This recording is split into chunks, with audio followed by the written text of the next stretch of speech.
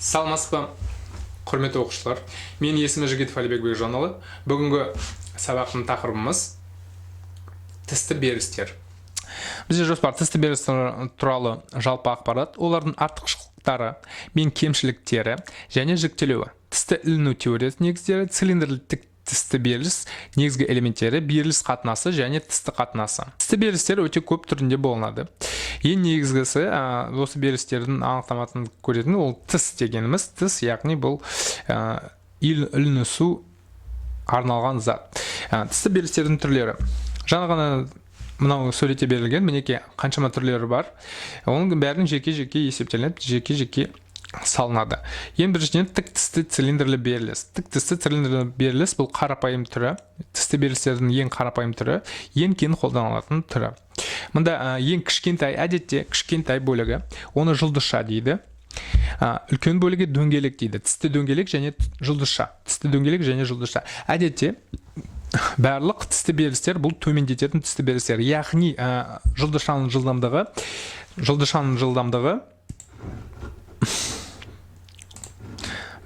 жылдамдығы айналуы бір жаққа болады. Тісті дөңгелектің бірлісі оған қарама-қарсы болады. Бірақ айналу моменті бірінші, екінші бұрыштық жылдамдығы әртүрлі болады. Егер мынау кішкентай болғандықтан диаметрі кішкентай болады. Мынау диаметрі кішкентай болғандықтан, мынау диаметр үлкен болғандықтан үлкен дөңгелегі жиі айналады. Сол себебі баяу айналады. Кішкентай дөңгелегі жиі айналады. Сонымен барлық көбінісі тісті берілістер бұл төмендететін тісті берілістер болады. Келесі қисық тісті цилиндрлік берілісі.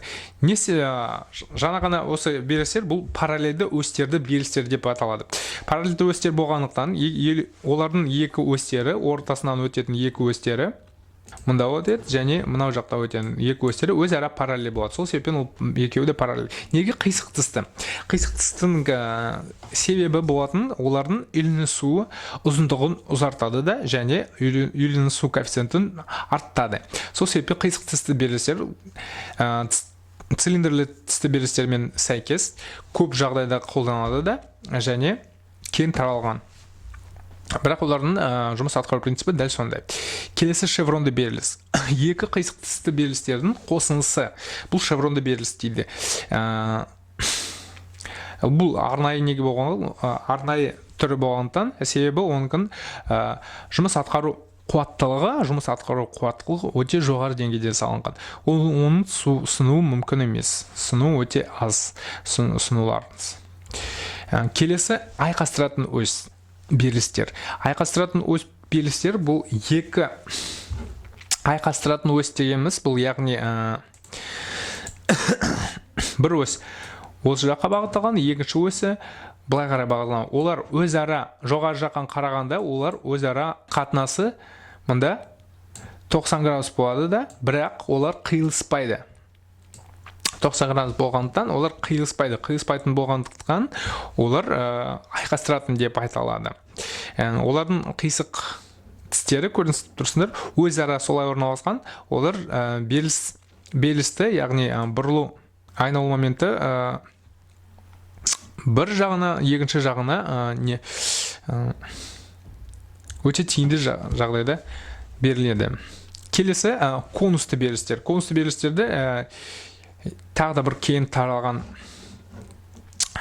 берілістің саны, яғни барлық берілістер барлық механизмдерінде көп алған. Олардың осы конусты берілістердің екі осьтері қиылысады. Бірақ мұнда 90 градус болатын ол міндетті емес. Яғни конусты берілістердің бір жерде одан да артық болуы мүмкін, одан да төменді болуы мүмкін.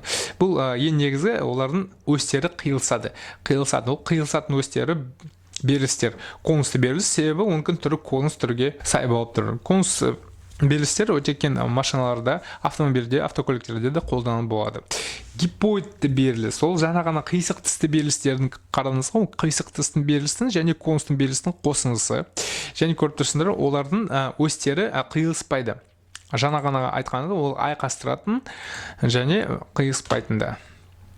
мінекей ось өткізсек былай қарай болады, келетін ось ортасында болады. Олар қиылыспайды, бірақ айқастыратын сияқты. Гипоидты беріліс көріп тұрсыңыз, тісті арнайы геометрия бойынша салынған, және олар өзара 90 градуста арналасқан. Енді қараңыз, мынау бірінші деген біз білеміз, бұл дөңгелек, мынау екіншісі бұл жұлдызша. Гипоидты беріліс.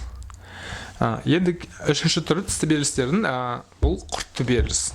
Гипоидты беріліс бұл конустың берілісінің бір түрі болады. Құртты беріліс мінекей бұл өте арнайы және ерекше деген берілістердің, тісті берілістердің түрі. Себебі бір жағында мында құрт дегеніміз бұл винттік беріліс. Винт бұрандар түрінде орналасқан берілісіміз. Мында қандай ерекшелігі бар? Мында өте жоғары деңгейде үйкеліс пайда болады. Сол себептен оны төмендету үшін өте қымбат майлар қолданады. Және мында әдетте дөңгелектер өте жеңіл металдан жасалады. Жеңіл металл болғандықтан себебі оны өте қымбат орналаспау үшін өзі құртты өте жоғары қаттылықты болаттан жасалады. Себебі үйкеліс коэффициенті төмендету үшін олардың өте жазық болу керек. Біріншіден, екіншіден қандай ерекшелігі бар? Ол өте жоғары қатынас арқылы,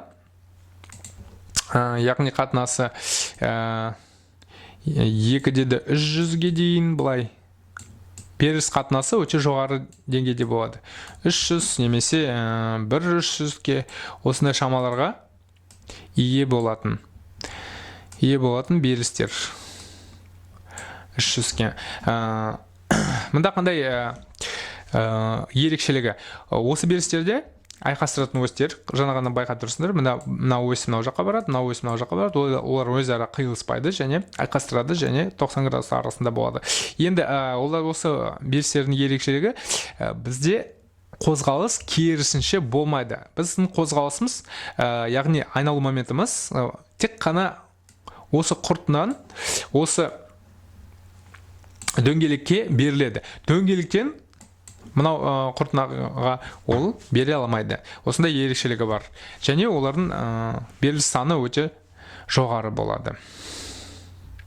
Енді тісті қалай жасайды? Тісті жасайтын мінекей мынау жаңа ғана мінекей мынау суретте белгілі мынау сызығы, CB сызығы, бұл эвольвента дейді. Эвольвента алу үшін біз мінекей көріп тұрсыңдар, мынау сызығы NN деген сызығы, бұл мынау нүктеде былай тұрған NN. С нүктеден өткен сызығы болды. С нүктеден өткен. Енді қозғалыс болған кезде, мында кішкене қиын. Қозғалыс болған кезде біз осы нүктесінде, С нүктесін былай қалай көтерген кезде ол сол бойымен де көтеріледі. Мінекей мынау сызығы эвольвента деп аталады және тістің профильді жасайды. Мінекей мында ешқандай қиын емес, мында D деген диаметр, о орталығы, міне ортасына бөлінген. Мінекей А нүктесі және С нүктесі бір үшбұрыш жасалған болғандықтан, бір тік үшбұрыш жасалғандықтан, мінекей мынаған дейін біз мынау тістің профильді жасаймыз. Дәл солай басқа профильдерді жасалады. Бұл сызығы эвольвента деп аталады. Мінекей тістің енді негізгі геометриялық шамалар. Мынау сызығы қараңыз, мында бәрі жазылған. Негізгі мынау сызығын профилі, сызықтардың тістердің профилі, мінекей тістің профилі, мында басы, тістің басы, мынау аймағы тістің басы, тістің негізі, яғни мынау аймағы тістің басы болады. Енді ең негізгі өлшемділер. Мінекей мынау нүктеде, қиылысатын нүктеде болатын былай кететін қисықтар, бұл бөлгіш диаметрі дейді. Мінекей онкін армашылығы мінекей DA1 бұл тістің бөлгіш диаметрі, яғни мінекей D-омега-1, D-омега-1 бұл тістің бөлгіш диаметрі, мінекей былай кетеді. Және тістің диаметрі DA1, мынау ең биік нүктеге дейін, ортасқа дейін. Ең төмен мінекей мында DT1 деген. DB1, DT1 мінекей ең төмен жағы. Осы негізгі өлшемдері болады. Дәл сондай мынау жұлдызша жұлдызша, мынау дөңгелекке арналған шамалар. Мында қандай қиылса, мынау қиылысқан кезде мында өте жоғары кернеулер пайда болады, иә.